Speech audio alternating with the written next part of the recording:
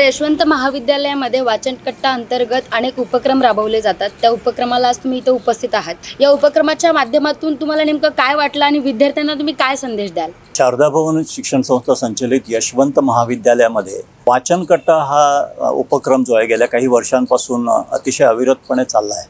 आमचे प्राचार्य जी.एन. शिंदे असो किंवा मराठी विभागाचे प्रमुख आमचे प्राध्यापक विश्वाधार देशमुख असो यांनी अविरतपणे हा कार्यक्रम अतिशय नेटाने चालू केला आहे. त्याबद्दल मी सर्वप्रथम त्यांचे अभिनंदन करतो. आज मला इथं येण्याचा योग आला. आज मैत्री दिन आणि मैत्री दिनाच्या निमित्तानं आज वाचनकट्ट्याला सगळ्या विद्यार्थ्यांना भेट द्यायचा योग आला. मला खरोखरच आनंद आहे, कारण आज रविवारच्या दिवशी, सुट्टीच्या दिवशी जवळजवळ 70-75 विद्यार्थी-विद्यार्थिनी वाचनासाठी कॉलेजला येतात. ही खरोखरच आजच्या या मोबाईलच्या युगामध्ये ही अशी वेगळीच अशी घटना आहे आणि त्याला मी आज साक्षीदार झालो, याचा मला खूप आनंद आहे. मला वाटतं तूही आमचीच विद्यार्थिनी आहेस, तूही वाचनकट्ट्याला आली होतीस. या मोबाईलच्या युगामध्ये वाचन संस्कृती कुठेतरी लोप पावत चाललेली आहे. त्यामुळे विद्यार्थ्यांनी वाचन करावं. मग ते पुस्तकं कुठलीही असो, लिटरेचर असो किंवा त्यांचं क्रमिक पुस्तकं असो, या सगळ्याचं वाचन चांगल्या तऱ्हेने केल्यावर ChatGPTवर किंवा AI संपूर्णपणे अवलंबून न राहता स्वतः अनुभव करून वाचन संस्कृती वाढवणं ही खरोखरच काळाची गरज आहे. वाचन नावाची गोष्ट ही माणसाला आत्मशोध करायला लावते. आपल्या भारतीय परंपरेमध्ये कोहम असा एक प्रश्न विचारला जातो. कोहम म्हणजे मी नेमका कोण आहे. खूप वेळा वेगवेगळी पदं आपल्याला मिळतात. पदाच्या निमित्तानं पैसा मिळतो, पैशाच्या निमित्तानं प्रतिष्ठा पण मिळते, पण उत्तर नाही सापडत की मी कोण आहे. वाचन हे माणसाला मी कोण आहे याचं उत्तर देतं.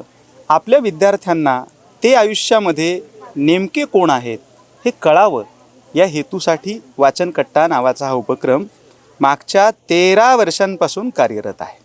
आता या उपक्रमाचे वेगवेगळे भाग झाले, ज्यामध्ये यशवंत बिब्लिओफाईल्स हा एक महत्त्वाचा उपक्रम आहे. आता आजच्याच दिवशी यशवंत बिब्लिओफाईल्स कशासाठी, तर आजचा दिवस हा जागतिक मैत्री दिवस. मित्राची व्याख्या संजय चौधरी नावाच्या कवींनी केलेली आहे. मित्र असतो आपलाच एक अवयव, पण दुसऱ्या आईच्या पोटी जन्माला आलेला. तर पुस्तक हे पण आपल्या अवयवासारखंच आहे. आम्ही तर असं मानतो की पुस्तक म्हणजे आपल्या 10 बोटांशिवाय असणारं 11वं बोट म्हणजे पुस्तक असतं. विसरून जातो आपण, पुस्तक हे आपलं 11वं बोट आहे.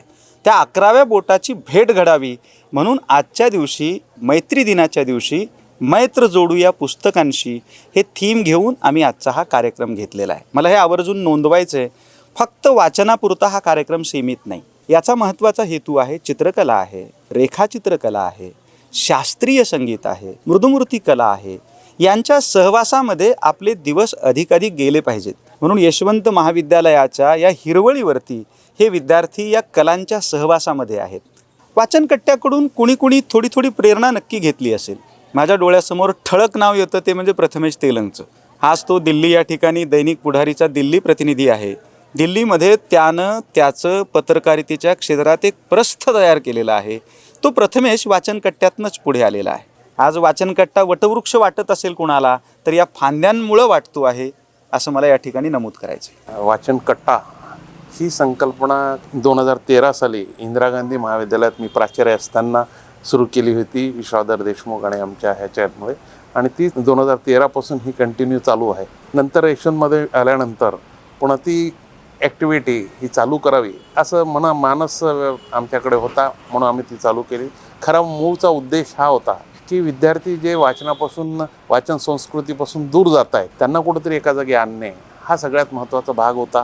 कारण वाचनाशिवाय काहीच आपण ज्ञान घेऊ शकत नाही, ज्ञानार्जन होऊ शकत नाही, हा त्याच्या पाठीमागचा उद्देश होता. त्यानंतर कोरोना काळ आला.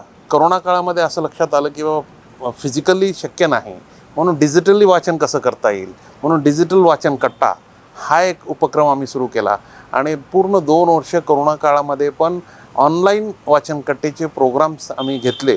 आणि मी विश्वाधार देशमुख आणि त्यांची पूर्ण विद्यार्थी पॅनल यांचं मी खरं म्हणजे अभिनंदन करतो की जेव्हा पूर्ण जग थांबलं होतं, त्या जग थांबलं असताना पण त्यांनी ही वाचनाची आवड, वाचनाची संस्कृती जपली.